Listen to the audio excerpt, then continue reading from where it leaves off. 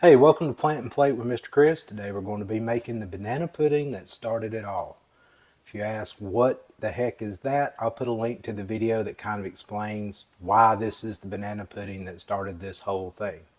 So, for the banana pudding, my mom made it. I don't think her mom made it. Don't know where the recipe came from, but we've been making it in my family for years. So I'll put all the ingredients in the comments. You want to start off with, I like bananas that are ripe but not really ripe because they get mushy and they're harder to work with. Plus you want something that's going to be able to keep in the fridge without getting ugly and brown or whatever. So find you some bananas that aren't green but just starting to have a little of the ripe black dots or whatever on it, and pick those. They'll be easier to work with and taste better. So let's get started making some banana pudding. So the first thing you want to do, take your bananas, slice them about a 1/4 inch thick. You don't want big, huge, honking pieces, but you don't want them paper thin easy either. It's a banana pudding. Lay your bananas on the bottom. This is a 2-quart casserole dish, and layer it, but leave a little room for some of the pudding to work down into it. Then put a layer of vanilla wafers, and then banana and vanilla wafers, and keep doing it until you get something that's layered kind of like this. Make sure you don't pack it too tight in there though, because again, we want this pudding that we're going to make in a little bit to seep down in there and fill in all the void. After you do that, it's time to start getting ready for the pudding. Okay, we're going to separate the egg yolks from the egg whites into these two bowls. Now, this is how I do it, and we're going to crack the egg open and start working the yolk between the two eggshells. And if you take your time and you're patient, just kind of work it back and forth, and the egg yolk will fall into one bowl, or we'll put the egg yolk in one bowl and the egg white will fall into the other bowl. Now, be careful when you're doing this, because of course you don't want eggshells in it. But the other piece of it is you do not want any egg yolk in with your egg whites. That'll mess things up for you when you start trying to make your meringue. It's okay if you get a little egg white in with the yolk, that's no big deal, but no yolk goes into the egg white bowl. Also, just as a tip, this works better if you keep your eggs good and cold. Now, I know some of you might be sitting there going, well, why are you showing me this? I know how to separate egg yolk from egg white. Well, some of the people that asked me to make this channel, they're just starting out cooking, and they don't know how to do this. This little piece of egg is killing me. So I thought I'd show how I do it and what we're working with and how we're trying to do this.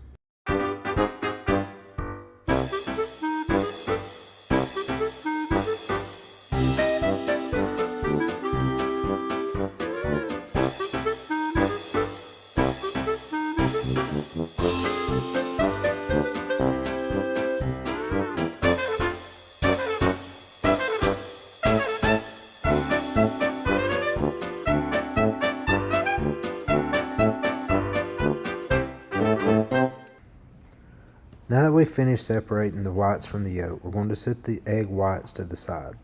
Now, do not put them back in the refrigerator. We do not want them to get cold, because it makes the meringue better when we whip it to, if they're at room temperature. We're going to take a fork and begin to break up the yolks, just kind of whip them together with the fork. Then we're going to take 2 cups of milk. We're going to pour that into the egg yolk and mix it. We're not really trying to whip them or anything. We're just going to mix it together while we add the milk, so that we get an even consistency of the egg and the milk together. After you pour the milk in, mix it together, set that to the side. Now we're going to work on the dry ingredients. Here we have 1.5 cups of just granulated sugar, nothing else in the bowl. This is all-purpose flour. You want to make sure that you make heaping tablespoons. This is 4 tablespoons of all-purpose flour. When you pull it out, don't rake it off and make it precise. We're not making bread, we're making pudding. Heaping tablespoons. Dump that in, and then we're going to add 2 pinches of salt and mix that in with what we've got.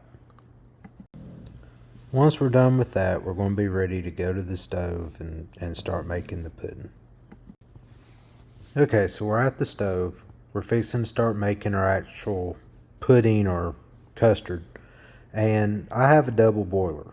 Now, really all this is a pot with water. You boil the water, set the other pot on top of it, and that produces the heat for the pot that you're actually cooking in. If you don't have a double boiler, don't worry about it. You can take a pot that'll sit on top of another pot and make it work, or you can cook this in just a regular pot. You just really need to be cautious if you're using just a single pot to do it. Pay attention to the heat. You don't want to burn the custard, so it's really important to stir it frequently and just keep a watch on it over low heat. Now I'm going to put my pot on top of the boiling water. We're going to let this get hot. Okay, so we've got the butter. Put it in the double boiler, let it melt. And now that the butter's all melted, by the way, I use unsalted butter. I like butter better than margarine. Make sure, the reason I use unsalted butter is because we put salt in the dry ingredients already, so we don't want it to get too salty. Now we're going to take and start incorporating the dry ingredients into this, and we're making what's called a roux. You want to add a little dry ingredients and start mixing it in with the butter so that you're incorporating the two together. Make sure that before you add more dry ingredients, all of it's absorbed into the butter. You also want to keep stirring it because you're trying to make like a slurry type mixture, not big old clumps of some wet flour and then a lot of loose butter. Now that we've got all of the dry ingredients incorporated, it's time to add the liquid. Give it one good stir to get the egg and the milk kind of mixed back up again. And what you want to do is slowly add some of the liquid and then begin to mix it to break that down into the dry ingredients that we've incorporated the butter to.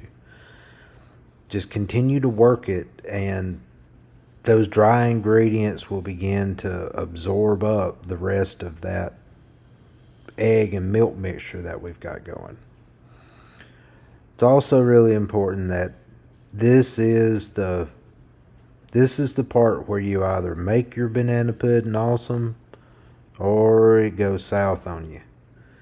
You want to continue to stir this mixture, especially if you're cooking it in a single pot. Okay, we've got all of the milk and egg incorporated into the pot with the dry ingredients. We've been stirring it. As you can see, it's beginning to form, thicken on the bottom. Now again, this is important. Keep stirring the mixture. Don't let that custard just sit on the bottom of the pot. It'll begin to burn. So what you want to do is keep stirring it, picking up that custard, and I'm just knocking it back off my spoon and stirring it again, because where it's making contact with the heat, it's beginning to thicken up. So it takes a little patience, and I will say when it starts to really thicken up, it won't take long. So don't just leave it sitting there. Once it starts getting thick, within a little bit, you'll be pulling it off the heat and remove it from the heat so the cooking process slows down and comes to a stop. We're looking for a consistency somewhere around a nice thick white gravy type consistency. We're done with our custard now. It's kind of set up, and you can see it's still liquidy. You can still stir it around, but that's kind of what you're looking for. See how it sits on the spoon and kind of clings to the spoon a little bit. Again, the consistency of a good white gravy is what we're looking for. Now, I've let my custard cool a little bit, and the next thing we're going to do is we're going to add some vanilla extract. Now, it's important to let it cool before you add this. We're going to put 2 teaspoons of vanilla extract into the vanilla custard, and once you get it incorporated in there, we're going to stir the custard and the vanilla together. It's important that you let it cool a little bit and never add it to your custard while you're cooking it over the heat. The heat impacts the flavor of the vanilla. It'll actually keep it from being as bright and flavorful if you're doing it while you're cooking the custard. So now all I'm doing is mixing it in really well. You don't want to see any like swirls of the vanilla extract. You want to incorporate that all together so that you get one consistent looking mixture and it's all blended well. Also, be careful. Your pot will probably still be warm here. Now we're going to take and pour our custard over our stacks of vanilla wafers and banana. And here's why it's important for your custard to still have a little liquid, not sit up too much. See how the custard is going down in those cracks and crevices of the vanilla wafers and bananas. How it's kind of filling in all that open space around it. That's what you want. If your custard's too loose, though, when you scoop that out, you're just going to have liquid run and fill in the hole. So that consistency is important. It won't change the taste, but it does kind of look, it doesn't look like pudding if you let it be too loose or you don't let it firm up enough. So now that we've got all of the pudding out of the bowl, all that goodness in there, we're going to move on to make the meringue. Okay, we're getting ready to make the meringue. I broke out Big Bertha, my stand mixer, just because it's easier. You don't have to have a stand mixer to do this. You can do it with just a hand mixer. Now these are, the only thing I have in my bowl is the egg whites that we left at room temperature. We're going to take some powdered sugar and begin to add a little powdered sugar to it and let the whisk on the mixer begin to incorporate that into the egg whites. We'll continue to increase the speed on the mixer, and once we start seeing the air bubbles form, you want to turn it wide open. The faster you can make the whisk go, the better meringue you're going to make and the stiffer it's going to become. As you keep seeing the powdered sugar absorb into the egg whites, just slowly keep adding the powdered sugar to it, and it'll eventually turn into meringue. Funny story, first time that I made this with my niece, when she served it to the family for Thanksgiving for the first time, she was amazed at making meringue. She went around and told everybody, "We made that out of air. It's just sugar and air. It's amazing." So just keep working on it. Let it mix. Keep adding the powdered sugar as it's incorporated in, and can't really see it in the picture, but when you're doing it, you can see that powdered sugar begin to absorb into the egg whites. Now, when you're doing your egg whites and making the meringue, you can overbeat your egg white. You want to watch it, and at some point it'll begin to stiffen up.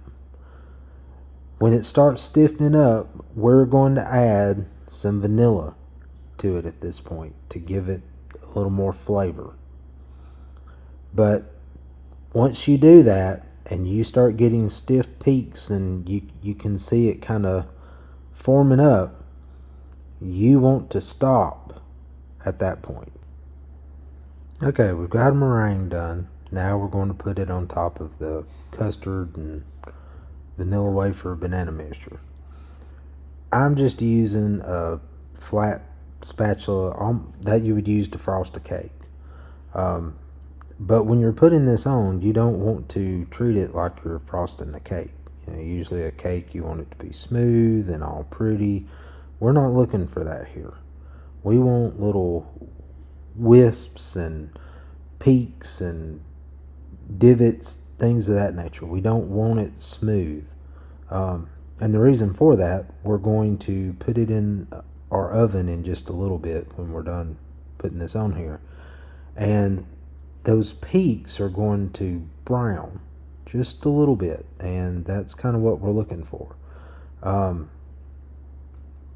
Just continue to spread the meringue around, put it on top, and when we're done doing that, we're going to put it in the oven in a preheated oven on 350.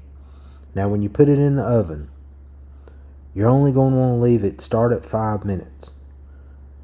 Check it after that 5 minutes. If you don't have the peaks of your meringue brown at that time, then let it stay, but do it in minute increments.